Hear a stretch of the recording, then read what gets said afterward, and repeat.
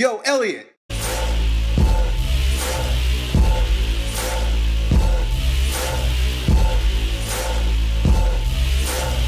Hey, so we got this question from one of our buddies who's going into the military, and he wants to know how he could end up doing more push-ups. So he trains, he's been strength training for a while, and he finds that, although his bench press goes up, it doesn't really support him in his push-up strength. So now he needs a push-up training program, specifically to increase his ability to do push-ups so that when he gets to boot camp, he's not completely crushed by the inability to do, the prescribed amount of push-ups per training, or, if he gets in trouble a lot, has to do a lot of push-ups, right? So, he sends me a question along with his idea of what he should do, and he's like, I want to do 300 push-ups a day, every day of the week, or 3 or 4 days a week. Okay, so you're onto something, brilliant. You want to do more push-ups, you got to do freaking push-ups. What I decided to do is create a little bit of a push-up plan for you that's going to support you in increasing your push-ups, but without all the muscular imbalance and burnout associated with doing the same thing over and over and over and over and over and over again in the same fashion, creating pattern overload, which will ultimately lead to injury and dysfunction, right? And of course, Elliot sounds conservative and shit, and you got some guys that are out there like, fucking push-ups and squats every day and you'll be fine. There's no such thing as overtraining. Well, that's fine, that's cool. Try that shit out.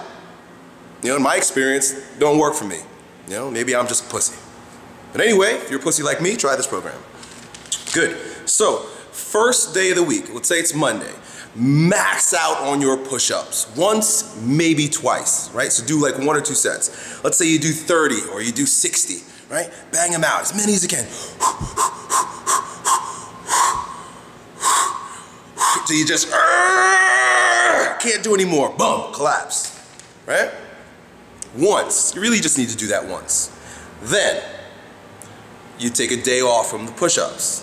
The next day, you're gonna do manual resistance push-ups, or you could use like weighted resistance push-ups. Manual resistance push-ups, as I learned when I was in college. One of our strength coaches was totally masochistic, and he would have us get into a push-up position where one of our partners would straddle us from the back, put their hands on our shoulders, and then the push-upper has to resist during the eccentric. So he's going down, and you're like, the guy on top is like pushing him as hard as he can, and the guy that's in the push-up position is resisting him. If you just collapse, it doesn't work that way. You've got to take about 10 seconds to get down, and then when you want to come back up, 10 seconds to come back up, right? Between 5 and 10 seconds, to be fair. That's 1 rep. That whole thing may have taken you 15, 20 seconds to do. Do 10 of them. Now, what's gonna happen is you're gonna really exert a lot of effort during the first 3 or 4 reps. Then you're just gonna be fucking dead. And the guy that's putting his hands on your shoulders, he's gonna be able to hold you down with 1 finger. He's gonna be like, look at that, brother. So you wanna get to the point where you're completely exhausted. Burn it out with that tempo. It's a very slow tempo, and it places a lot of strain on the tissue and then on the joints, right? So you do that, then you take another day off, right? What do I have next? Cluster sets. So now you're probably pretty sore, right? I'm gonna address that in a moment anyway. Now you're gonna do cluster sets. That basically means you're gonna go ahead and do 3 push-ups. 1, 2, 3. Of course you could do 30, but you just do 3. You wait about 30 seconds, and then you do 3 again. 1, 2, 3. Wait 30 seconds, 1, 2, 3. And you just do that. Do that until you can't do 3 anymore, and then you're done for the day. Another way that you could do the cluster sets is to spread them out throughout the day. So you could do like maybe 3 sets of, or 10 sets of 3, with those clusters, 1, 2, 3, boom, wait, 1, 2, 3, boom, wait, do that 10 times, and then you're good. And then do it again like in the afternoon, and then again in the evening, right? This gives you a little bit of a break from the really, the high volume and time under tension. Then the 4th day, so you take off another day and then the 4th day, right? Then this is not healthy. I wouldn't tell everybody to do this, but you're in a situation where you're gonna need to do a lot of push-ups. The 4th day, just work range of motion. So these are called rest pause.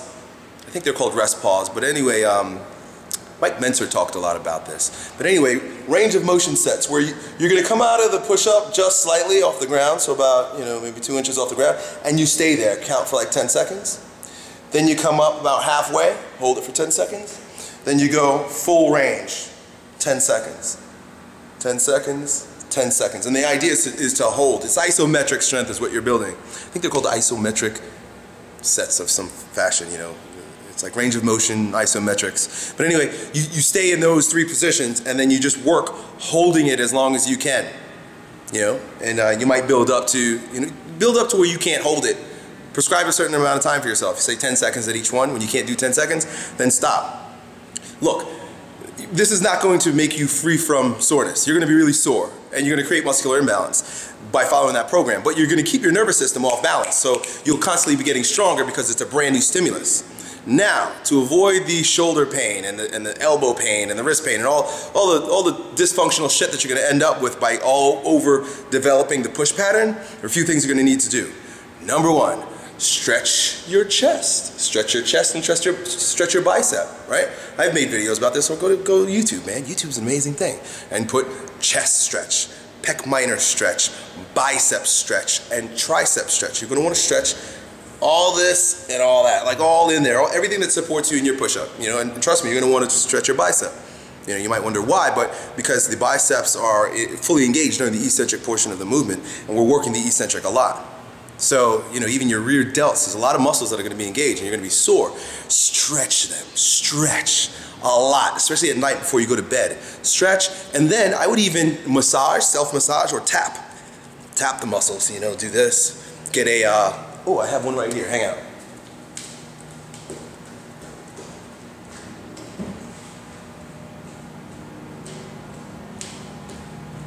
We broke ours, so this one just came in.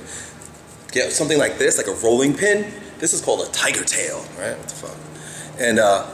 And roll out the muscles. Roll it, tap it. It's gonna break up a lot of the soreness. Right? So you do that. Then what you also got to consider is the joint integrity. So you're going to have to train the muscles on the opposite side.